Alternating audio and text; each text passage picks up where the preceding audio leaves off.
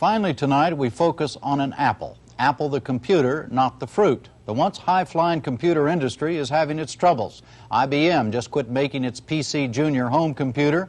Wang Laboratories is closing its factories for 2 weeks and cutting executive salaries. And Apple, the most high-flying of them all, closed 3 of its plants for a week, and a 4th does the same Monday. Correspondent Elizabeth Brackett reports. Apple co-founder Steve Jobs has a favorite story about Apple's impact on the country.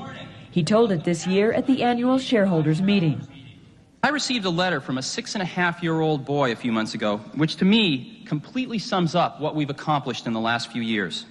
And it reads, "Dear Mr. Jobs, I was doing a crossword puzzle and a clue was, as American as Apple blank.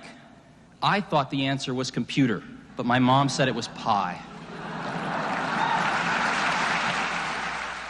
Apple's success has been built on the Apple II, the easy-to-use computer that took over the home market.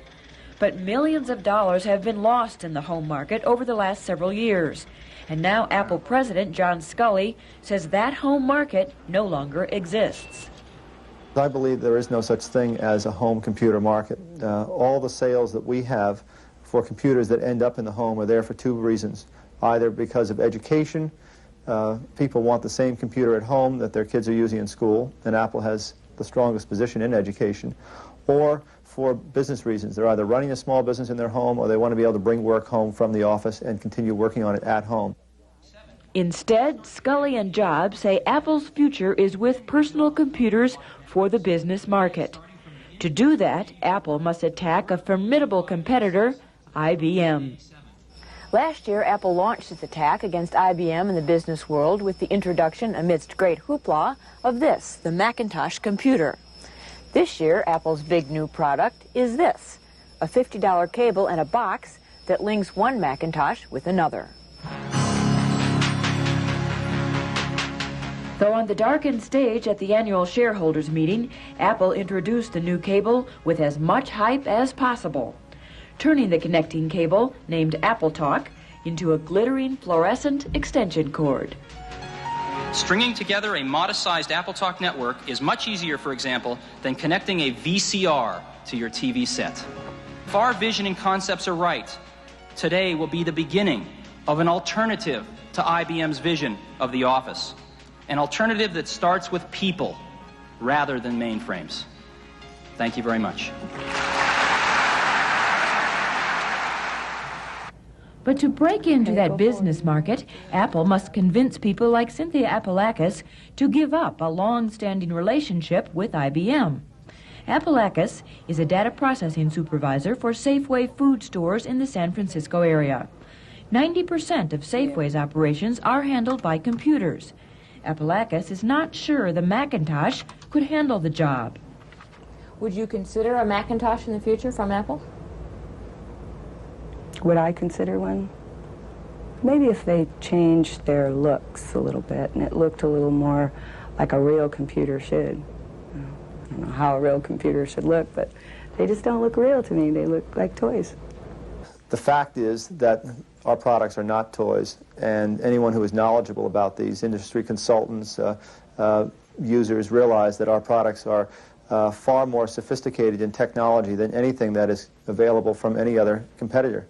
And so the best way of convincing people that our products are sophisticated and not toys is to let them get their hands on them. Expansion. Philip Gordon supervises the buying of computers for the Big Crocker National Bank in California. He has had lots of opportunity to get his hands on a Macintosh.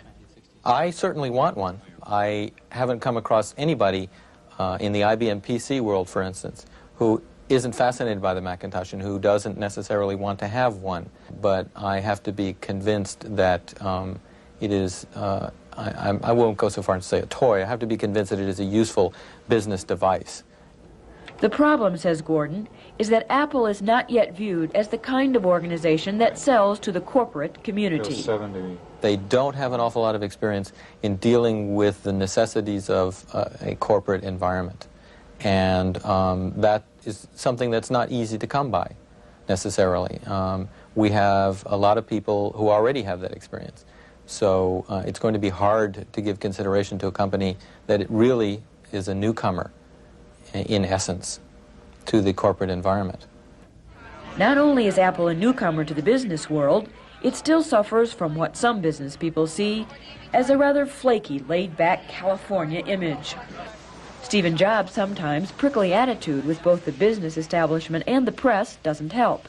Jobs likes to deal with both on his own terms and on his own time. Can you guys catch me later?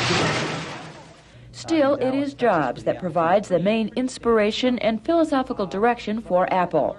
Jobs, who insists the creative energy at Apple is as high now as it was back in the days of the garage.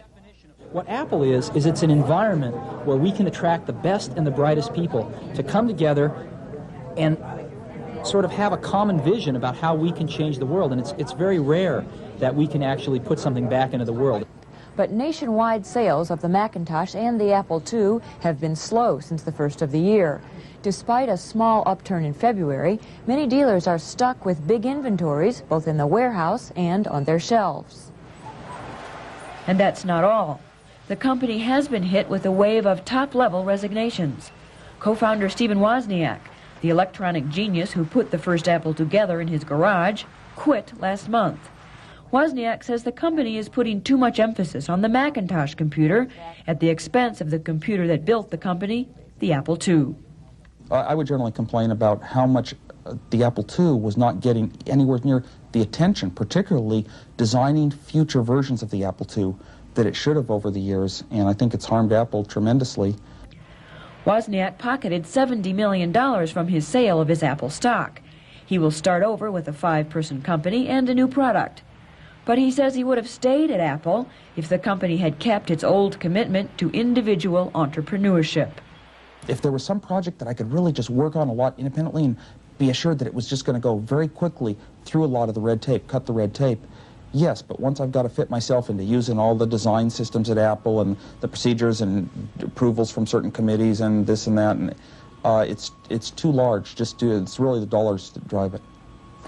Apple says Wozniak's departure will have little effect on the day-to-day operation of the company. But industry analysts are nervous about Apple's prospects as they go after IBM in the business market with the Macintosh. Several analysts have cut their projections for second quarter Apple profits by as much as 10 cents, and Apple stock continues to be volatile. Industry analyst Ulrich Weil says Apple has also been hurt by a lack of software for the Macintosh. Though the new business programs and new products have been developed, many have not yet made it to the marketplace. Very quickly, the word gets around there isn't enough software to get true productivity out of Macintosh, particularly in an office environment. Within 90 days, we will know whether Macintosh has a real good chance to crack the office world, and we will also get a better handle on whether home computer demand will resurface in the Apple II arena. So these are the critical days for Apple. Yes. Most in the business community are pulling for Apple. Most do not want to see the innovation and creativity that Apple brings to the computer market lost. But pulling for Apple and buying an Apple product are not necessarily one and the same, and Apple is girding itself for a tough fight to stay healthy.